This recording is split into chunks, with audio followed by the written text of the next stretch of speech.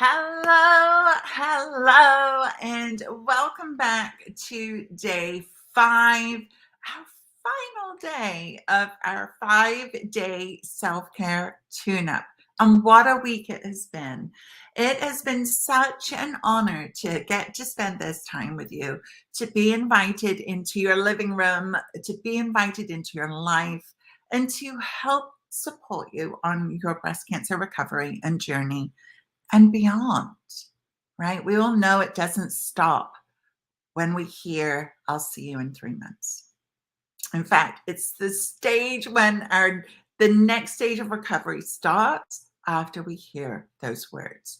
And so I've been your host throughout these 5 amazing days. And if we haven't yet met, where have you been, first of all? Second of all, let me just reiterate a few things about myself. I'm Karen Del Maestro. I'm a health and transformation coach, breast cancer and BRCA2 thriver. Self-care is my jam. It is the thing that turned my life around for you. It's why I am so passionate about teaching it to you, because to me, self-care is the one thing that changes everything. Self-care, it becomes our ability to focus on what to eat, how to manage our stress, how to take better care of ourselves, how we show up in our relationships, our self-confidence. Everything starts with self-care. And so let's take a look at, so I just want to recap quickly some of the things that we've talked about this week. And if you're popping in live, say hi. That's some wow, Karen just lost her words completely. So let's start that sentence over again. So let's recap this week, right? Day 1, we talked about what is self-care? Why is it so important? Day 2, how to effortlessly inject self-care into your everyday life. Day 3, we talked about the really important, crucial link between lack of self-care and breast cancer. And you may have had some aha moments. That's a big aha moment day for so many of us. It was for me too. So know that. Day 4, yesterday, we were talking about how to really know if you're a people pleaser, if you put your needs on the back burner to take care of everybody else. And you may say, Karen, isn't it kind of obvious? You know what? Here's the thing. Sometimes we're so caught up in what we've always been doing that we don't even realize what we've been doing. And so I'd like to make it really easy for you to identify and begin to have an awareness around these things. Okay, so that's why I go to so much effort to make these things clear for you, because awareness is the beginning of change. If we're not aware of what we're doing, how can we possibly change it, right? Good morning, Susan. Good to see you. Thank you so much for being here again today. And then today, what are we talking about? So we've talked about what self-care is. We've talked about how to do it and inject it every day. We've talked about why it's so important. And today I want to start to give you some solutions, okay? Because it's all very well and good saying, okay, well, this is the problem. But now I want to give you the roadmap, and now I want to give you the solutions to the problem, okay? We start with awareness, then we can work on to solutions. So I want you to know that you are in the right place. If you have always struggled to make self-care part of your everyday routine, okay? That used to be me. If you have always been on again, off again with healthy habits, beating yourself up for not staying on track, but maybe you're feeling more pressure now, there's more in the game now since a breast cancer diagnosis, and you really want to make that part of your habits, part of your healthy lifestyle moving forward to help lower your risk, right? We've got more skin in the game now. And maybe you've been feeling forever like there just isn't time for you because of, hey, let's be honest, right? All of the real world responsibilities, and you're constantly juggling and feel like you've got a million balls in the air, and you're always the one to come last. Okay, you are absolutely in the right place, and I want you to pay attention to the solutions I'm going to be sharing today because they are for you. Okay, now I also want to say that this is not the right place for you today. If you're going to be upset with me for sharing a special offer with you at the end of our class today, okay? Because my goal is always to leave you with your best next step. I don't want to leave you hanging. I don't like that feeling myself. And I know I felt that, especially on my breast cancer journey. So my goal is to never let you feel like that. And so if it's going to upset you that I'm going to be extending an offer, a free offer, by the way, at the end of this class today, then this class isn't for you. Okay. Now, I want to start with a quick question. And I want you to imagine, okay, that there was a breast cancer 10K walk coming to town, something that you really wanted to do. It had really a lot of meaning for you. Would you just show up and hope that you could make it through the 10K walk? Or would you sign up for a program with a proven step by step plan and process to get you ready for the walk? What would you do? Let me know in the chat. Would you wing it and do it on your own? Just put own in the chat. Or would you sign up for the program? Put program in the chat. Let me know. What would you do? So let me just place the question again. I want you to really think about this and be honest with yourself. It's no right or wrong. Okay. Imagine that there is a breast cancer 10K walk coming to town and you really want to do it. Like it's something that's in your heart, right? You want to feel the sense of community. Maybe you want to fundraise to give back. For whatever reason you want to do it, it's important to you to do. Would you, number one, just show up and do it on your own, figure it out on your own, put own in the chat, and hope to make it through? Or would you sign up for a program with a proven step by step process to help you get ready? Put program in the chat if you would do that. And put it in the chat. Let me know. Now, I want to take you back a little bit. Throughout the week, I've shared some little snippets about my story, but I don't think I actually shared what my life was like before I started my self care journey. So I want to take you back there for a little bit because it's probably not dissimilar to what many of you might feel now. First of all, it felt really overwhelming. It felt like I was constantly trying to juggle tons of balls in the air, feeling like I wasn't able to stay on top of things. I'd been in an unhealthy marriage and relationship for 20 plus years. After that divorce, I was a single mom working a full-time job and being home at 3 o'clock in the afternoon to take care of my kids, get them to their activities, after school activities. I almost lost my sight in both my eyes. And I was in a life-altering car accident. I was exhausted. I was completely wiped out.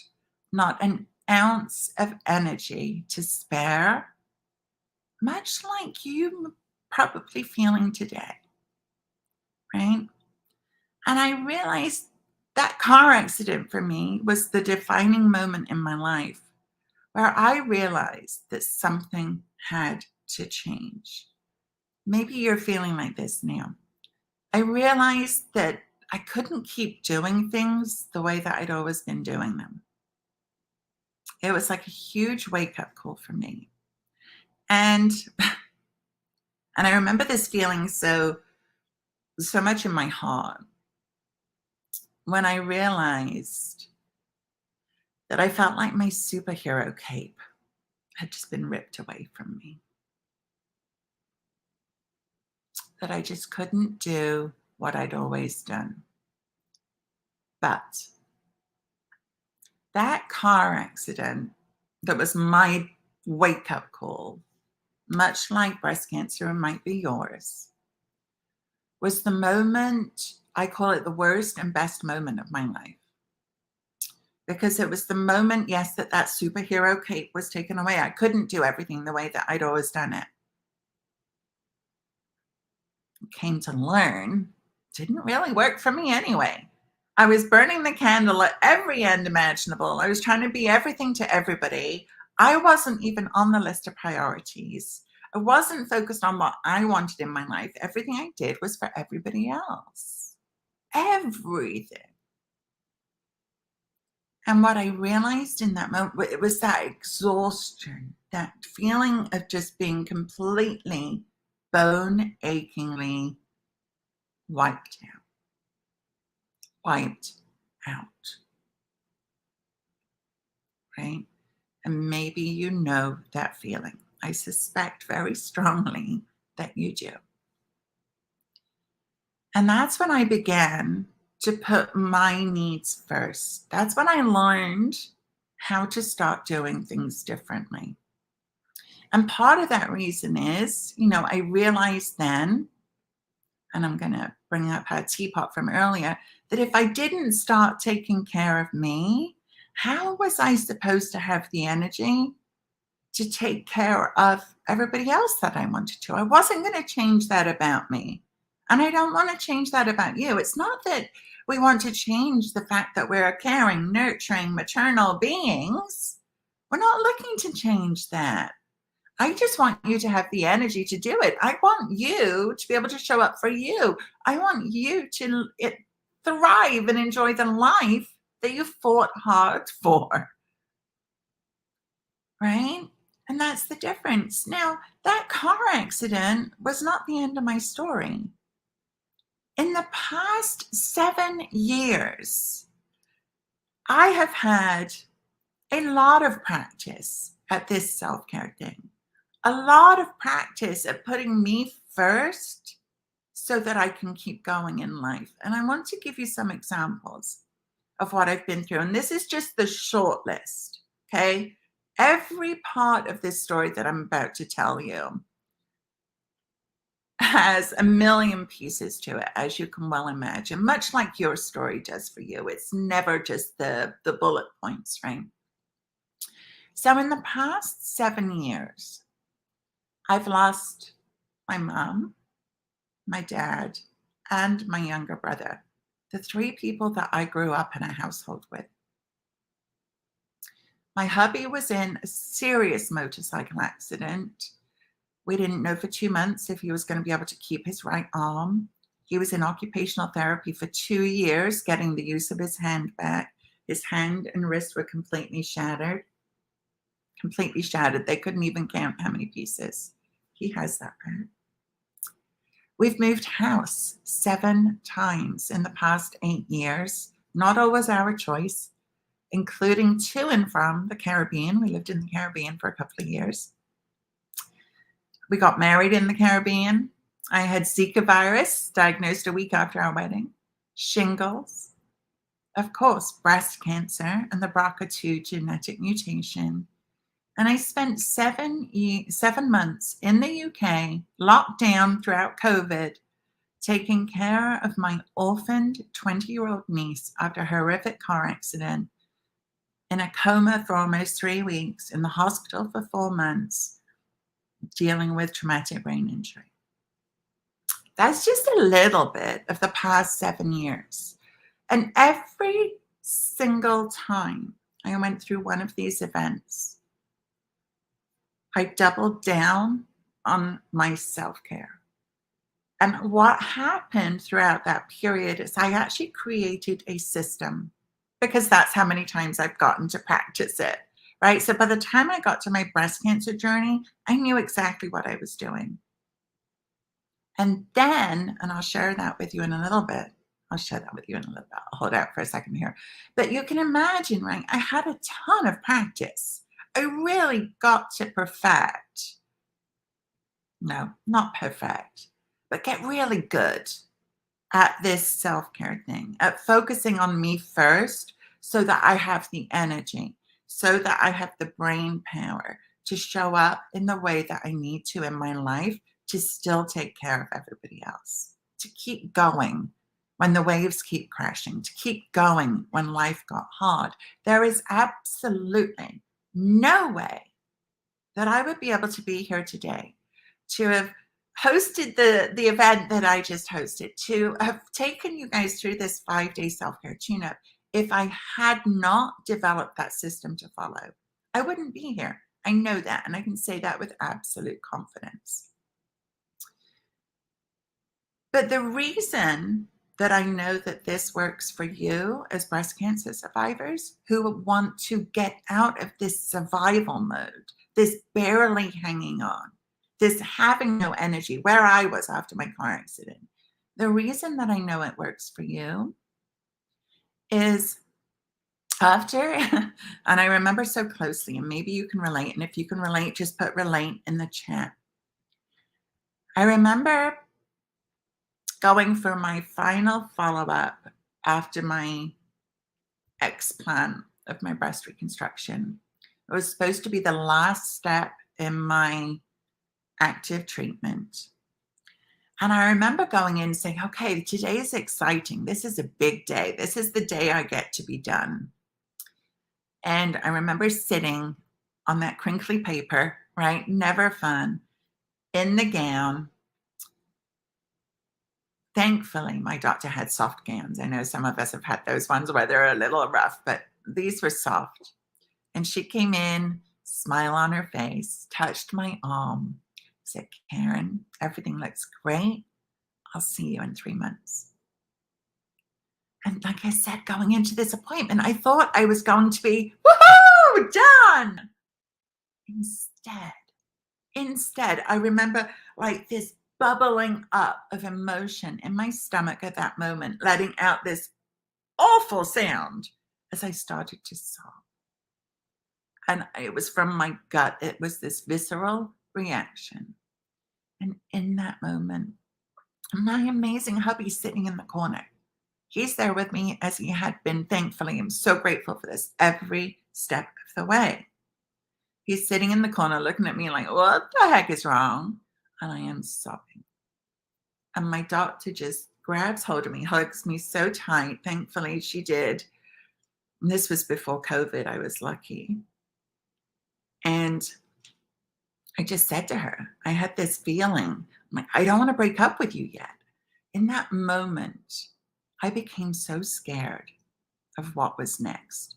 In that moment, I remember feeling all of the feels like hit me like a ton of bricks, just everything all at once. The fear, the exhaustion. It was like, okay, I can stop surviving now. Like I hit that point, right? We made it. We're here. Whew. Now we feel all the feels. And I mean, it took me a couple of weeks. It took me a couple of weeks, and maybe it took you longer. I remember Googling, is this normal? I remember feeling so exhausted, barely getting out of bed, crying at the drop of a hat all the time, snapping at everybody. And everybody's looking at me like, you're done. Come on, you're done. But we're not done. We're not done. And it's after active treatment ends that the next stage of recovery starts. And it was in that moment, in those 2 weeks, that I came to the realization that it was this system that I had developed for myself, that I'd been using with my one-on-one clients for decades, that I was now able to say, this works for us as breast cancer survivors. This is the key, especially after I researched and found, connected those dots to the cancer personality traits. And I'm like, nope, I'm going to do everything I can to not get sick again. And I want to help every woman on the planet do the same thing. Is that a big goal? Hell yes, it is. But I take it really seriously. Take it really, really seriously. Not because when there are things that we can do, when we don't just have to sit there and suck it up and be exhausted and feel the way that we're feeling, Why do we do that? The help is not out there. I'm extending a hand and I am offering to help you because it doesn't have to be that way. When you follow my system, we can stop putting ourselves on the back burner forever. This is not a short-term thing. This is a lifelong shift. I know it because I live it. Okay, so I want to ask you, first of all, did you have a similar reaction? Were you like, okay, what's next? Were you feeling scared and confused? I'm supposed to be happy I'm done. And yeah, I'm feeling like this. And bothered by the fact that everybody else is looking at you saying, come on, come on, come on, get back. Let me know in the chat. Or was it just me? I don't think so. I don't think so. So I want to share 3 of the most common mistakes that I see people trying to make. Okay? Because when we know what these mistakes are, we can hopefully avoid them. Okay? And mistake number 1 that I see very often, and if you can relate to it, put hashtag number 1 in the chat. Trying to go back. Right? Because you may not realize there's even an alternative, and I get it. Always looking at what you used to be able to do, who you used to be, and focusing on the negative of what you can't do now. Now, we have this false belief that life before cancer was the best it could be for us. And I want to tell you, much like my car accident was, and the same thing happened again after breast cancer for me, what we think at the time is the worst possible thing that could happen to us can often, when we open the door and give ourselves the opportunity, it can actually be the best. Now, life before breast cancer is not the best thing that it could be for you. It's just not true. There's always room for improvement. So, what if you were to spend the rest of your life trying to go back? What are you going to miss out on? What's in front of you? The potential, the opportunity. So instead, when we look at a clean slate with curiosity and say, I wonder what's possible. And then we follow our proven roadmap. Like I said, my car accident was the worst and yet best thing that ever happened to me in my life. Everything changed in that instant. I lost everything. And I was scared. I was scared. But from that car accident, losing my job, losing my house, a long-term relationship ending 2 months prior, I didn't think anything else could go wrong. Losing my health, living with 5 herniated discs for the rest of my life. Yes, I still have them today. I thought, much like breast cancer, that that was going to be my lot in life. This was just what it was going to be. And I was so wrong. Because when we open ourselves up to what is possible, to personal growth, personal development, learning to do things differently, which is what I did, right? Really dove into putting my needs first. That's when I learned about health coaching. I wouldn't be on this path. I met my now husband, best relationship I've ever had. I got to travel. I got to experience things that I never thought in my life I would. Living in the Caribbean for a couple of years, learning to scuba dive. Like just some really special, unique things that I would never still have experienced.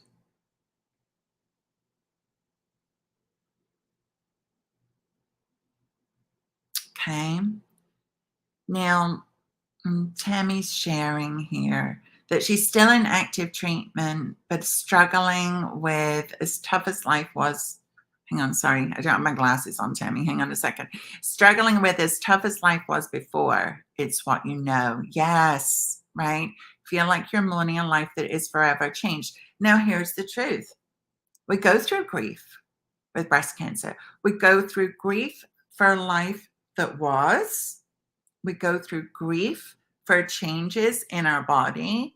We go through grief for the woman that once was. Now, again, grief does not have to mean the end. It can be a fresh slate and a beginning to rebuild and create a better life. And I know that might sound kind of woo woo, or it might sound like something that's magical and not attainable. But my job as a coach is to give you the roadmap to do that exactly. I have literally changed hundreds of women's lives for the better, for the better. You just need to be with somebody that knows how to do it. I've changed my life, reinvented myself. After every single trauma that I've been through, I put myself through this system every single time. And I keep getting curious. And I keep saying, what can get better? And what can get better? And it keeps getting better. So, yes, it's normal, Tammy, to have those experiences. And I'm not diminishing it in any way imaginable. And it's important that we do grieve. Okay. It's important because grief we hold on to in our lungs. Our lungs lie where? Beneath our breasts. That's why it's important that we grieve. Okay. So it's really important that we go through that process. But I also want you to know that it is not the end. It's the beginning if we allow it. Now, mistake number 2. Okay, and we kind of touched on this a little bit this week already, right? Thinking that there aren't enough hours in the day for you. And yet, let me ask you, would you find those hours for somebody else? Would you go to any extreme for somebody else, even if you're already overloaded, even if you've already got so much on your plate? If somebody asked you for help, you would find the time. And yet, we think it's selfish to find that time for ourselves.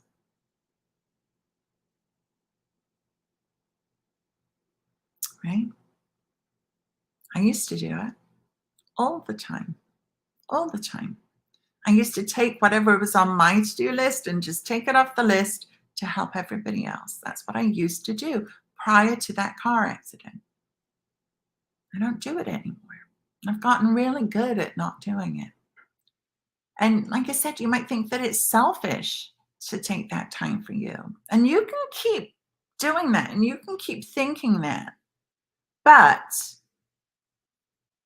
and I'm going to bring up the picture of our teapot from earlier this week. Do you think if you keep doing that and giving everything you've got to everybody else, do you think it's going to help boost your energy and boost your recovery? No, no. So instead, when we start to put our needs first, it tops up our teapot so that we're not running on empty. So we're not bitter and angry and resentful and sucked dry. We're able to put our needs first. We have got more to give to everybody else. And let me tell you, your loved ones will thank you. Because most of our loved ones want the best for us. They want to see us happy. They want to see us with energy. They want to see us enjoying our life and be healthy, and they want us around. They don't want us to keep giving to everybody else and not focus on themselves, on ourselves. Not what they want. Let me grab a sip of water here, guys.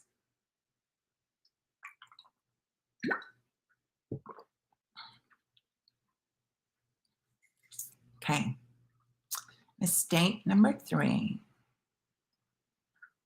I see this all the time, is feeling bad about taking time or money to invest in yourself. And think about this. Do you do this probably without even giving it a second thought? Again, I used to.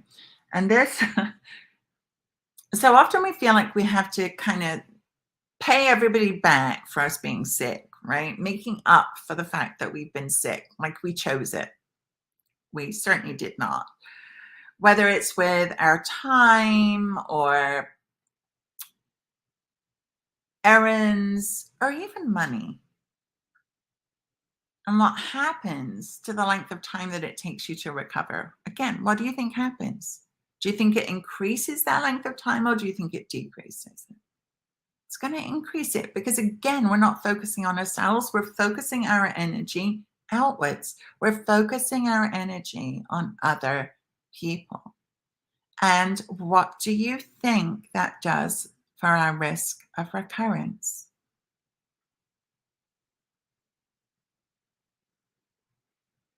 It increases it because we're not focusing on what we need to do differently. We're not saying, hey, okay, I recognize these Cancer personality traits, and you know what? I see a lot of them in myself, and maybe there's something I can do about that, right? So instead, when you invest in yourself, the biggest gift that you can give to you and your whole family, because they want you, just like I was saying, to have the energy. They want you to be laughing with them. They want you to enjoy life with them, making cookies with your grandkids, running around the park, traveling, whatever it looks like, whatever you fought to be here for. They want you here for that.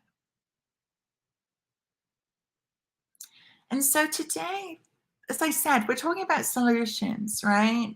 We're talking about solutions. And I want to introduce you to my lighten the load method. Do you want to lighten the load that you're carrying? Do you want things to feel easier, lighter, less stressful, less overwhelming? Because this is the method that I have created over the past 10 years as I've gone through all of those traumas, but I've created it to help you get your energy back, start to create a life moving forward, to help you navigate life's ups and downs, all by prioritizing your needs first, just the way I do, sharing my exact system.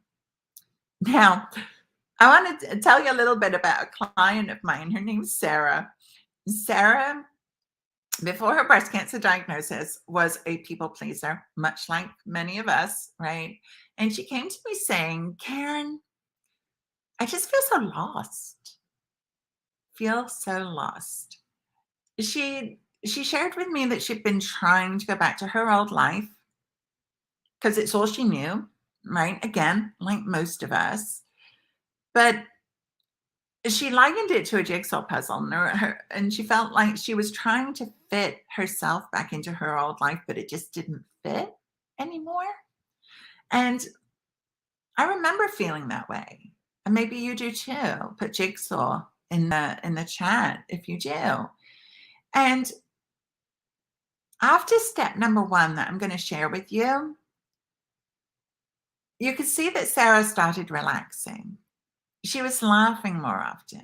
She said her husband said that she felt like she was a different person in the best possible way. She relaxed more. And so step number 1 in my lighten the load method, and this is what we spend 4 months on in Thrivership School, are these big, and this is step number 1 of 3. By the way, there's 3 steps. Step number 1 are these big life questions. And this was where Sarah found such relief. These are the questions like, who am I now?